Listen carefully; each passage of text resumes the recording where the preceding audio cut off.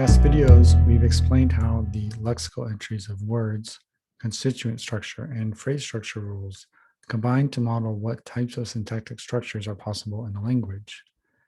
We focused exclusively on how the lexical category of a word determines much of how that word interacts with the syntax.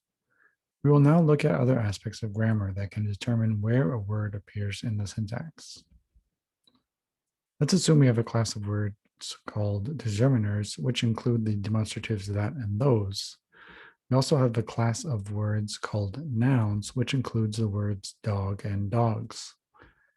If we posit a phrase structure rule that allows a determiner and a noun to combine in a constituent, that would predict at least the following four possible combinations: that dog, those dogs, that dogs, those dog. You'll notice that only the first two combinations are actually possible in English. The second two are not acceptable, so we mark them with an asterisk at the beginning to show that they are not allowed. We call this issue agreement and say that these words must agree in number.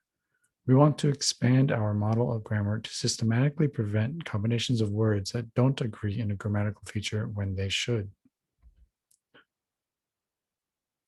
The grammatical feature relevant to the pattern here is that of number. The words that and dog are singular, and the words those and dogs are plural. In the noun phrase, we only want to allow a determiner and noun to combine if both are singular or both are plural. As before, we are using attribute value pairs to represent the grammatical features. To save space, we'll abbreviate number as NUM and singular as SG and plural as PL. We want to use the constituent structure to share this information from the lexical entries to another module projected from the nodes in the constituent structure. For this part of the grammar, we will assume another set of links to a module called functional structure and label these links with the Greek letter phi. Following the pattern we used for lexical categories in previous videos, we'll add a defining equation to the lexical entries of singular words. It says that the mother node has a link labeled phi to an AVM that has the attribute number and the value singular. For plural words, the equation is the same, but the value is plural.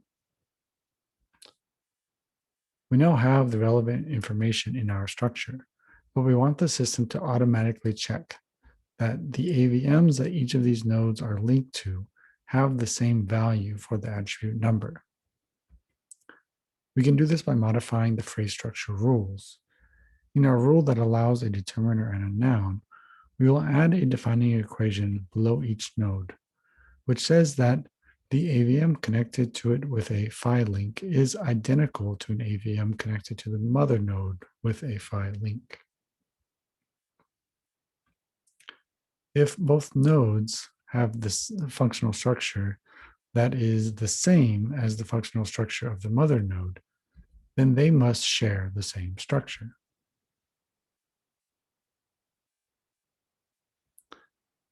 Since they're all the same, we can rewrite them as a single structure. This is called unification.